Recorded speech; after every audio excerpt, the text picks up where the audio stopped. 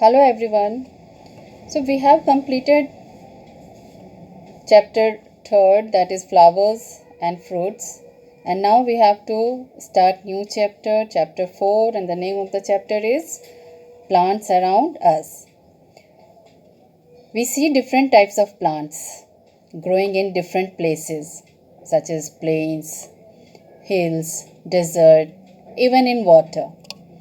So we have to study about the plants which grow on land, the plants which grow in water. So let's start.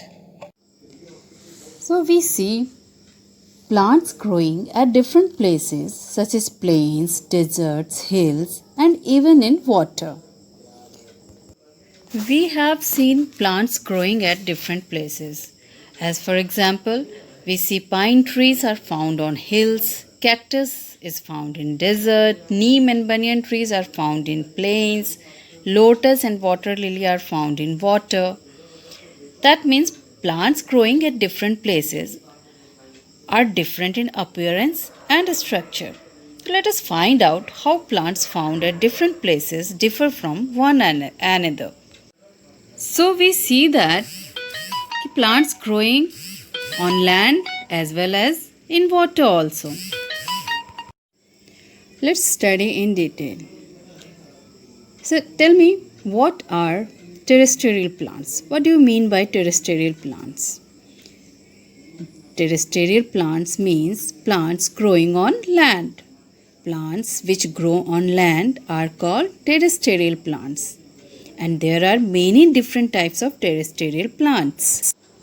Some plants grown on hills or mountains, some plants grown on plains, some plants grown on hot and wet regions, and some plants grown on marshy areas, and some plants grown on desert also. Plants growing at different places are different in appearance and structure. The plants that grow on hills or mountains have different characters, like these plants are usually tall, straight, and have a cone shape, and they are flowerless, and they have cones with seeds inside them, and leaves of these plants are needle like and have a waxy coating to prevent any damage from snow. Plants like pine, deodar, cedar, spruce, and fir are some of the plants which grow on the hills, and these plants are tall and straight and generally have a conical shape, and these tall, straight, and green conical trees make hills appear green and beautiful, and their leaves are narrow and needle shaped. The conical shape of these trees does not allow snow to get deposited on them. Let's learn more about the plants that grow in plains. The plants which grow in plains may have several branches. They can survive in very hot climate and may shed most their leaves in autumn. The tree like peepal, mango, neem, banyan, gulmohar are some of the plants found in plains. They grow into trees having many branches. Then the plants which grow in area of heavy rainfall, that is plants which grow in hot and wet regions. These plants have leaves that remain green almost all year round and are called evergreen trees.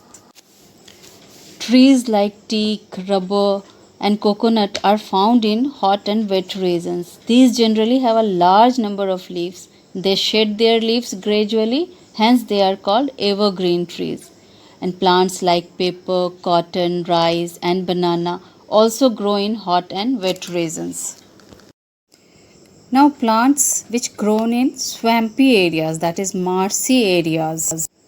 That means the places where the soil is very sticky and clayey are called marshy, that is swampy areas. And it becomes very difficult for plants to grow here because air cannot reach the roots and have breathing roots to take in air. So the plants like mangroves grow in marshy soil, and these plants develop special roots for breathing as their main underground roots do not get sufficient oxygen from the soil, and portion of their roots come out of the soil above the water level and take oxygen from air, and these roots are called breathing roots, and they are also called aerial roots. And then the plants which grow in desert. The plants that grow in desert don't bear leaves or, or have very few of them, and photosynthesis is carried out by the stems only, and most plants have thorns and they store water in the stems which become fleshy. The cactus grow in a desert and it can survive in soil that has very little water, and it has a green stem and well developed roots, and the stem stores water and therefore it is soft and fleshy. Cactus plant has spines instead of leaves. Dates and palm tree are the other example of desert plant. So we learnt about terrestrial plants, that there are different types of terrestrial plants, the plants that grow on hills, that grow on plains, marshy areas, hot and wet regions, and in deserts. And now we will have to study about aquatic plants. Aqua means water and aquatic means existing or happening in water. So that means the plants that grow in water are called aquatic plants, and there are two types of aquatic plants: floating aquatic plants and underwater aquatic plants. And floating aquatic plants is again of two types, that is free floating aquatic plants and fixed aquatic plants. So let's study about aquatic plants in detail.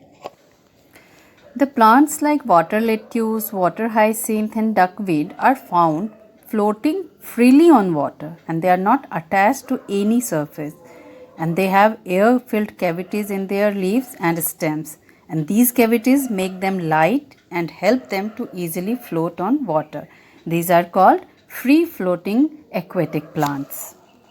And the plants like lotus and water lily are examples of fixed aquatic plants, and such plants are attached to the pond bed and they have stems with holes and their leaves are broad, and the stem of lotus commonly known as kamal kakri and is eaten as a vegetable also.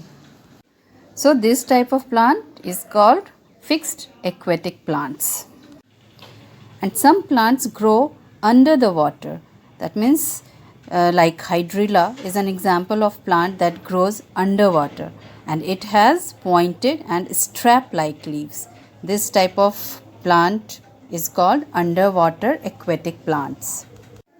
And aquatic plants like hydrilla increase the oxygen content of water and remove carbon dioxide from it, and this helps in making water suitable for fish and other aquatic animals and helps them to get enough oxygen. As we know that plants give out oxygen gas for us.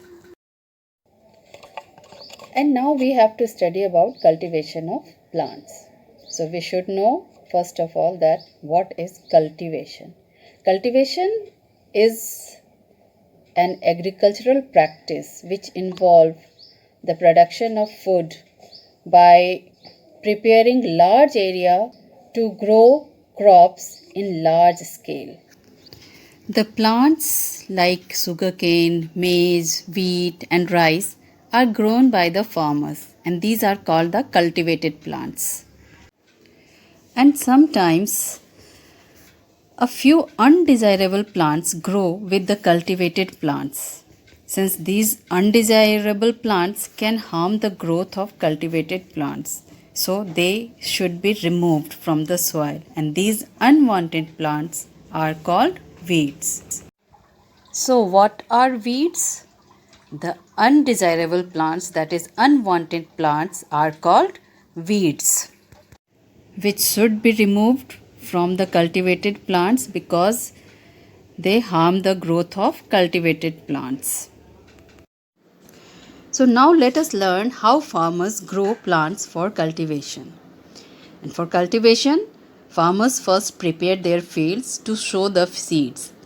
And for this, they first dig the soil, loosen it, and make it soft. This is called plugging. So, what is plugging?